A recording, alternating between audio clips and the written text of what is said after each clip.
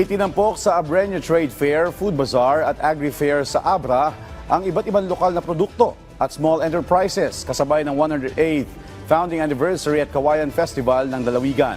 Ang detalye sa Balitang Pambansa ni Christian Alistair Tubadeza ng Philippine Information Agency, Abra. Bida ang mga lokal na produkto at small enterprises ng Abra sa Abreño Trade Fair, Food Bazaar at Agri-Fair sa Abra Sports Complex. Bahagi ito ng pagdiriwang ng ika-108 Founding Anniversary at Kawayan Festival ng Lalawigan.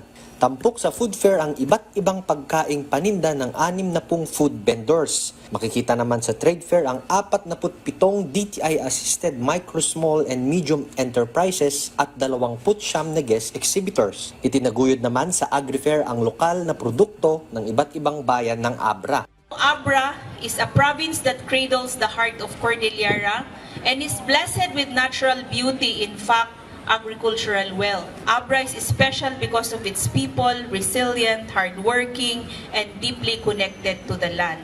All of us were given an enabling role through which we share power and commitment for our common good, not only in this trade fair, but in the many programs where we can synergize all our efforts. Una nang isinagawa ang 2025 Kawayan Festival Farmers Day, Taripnong, Dagitiman, Nalon.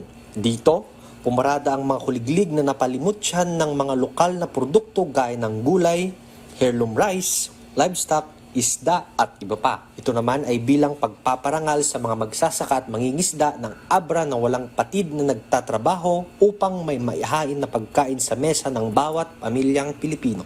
Mula PIA Abra, Christian Alistair Tubadeza, Balitang Pambansa.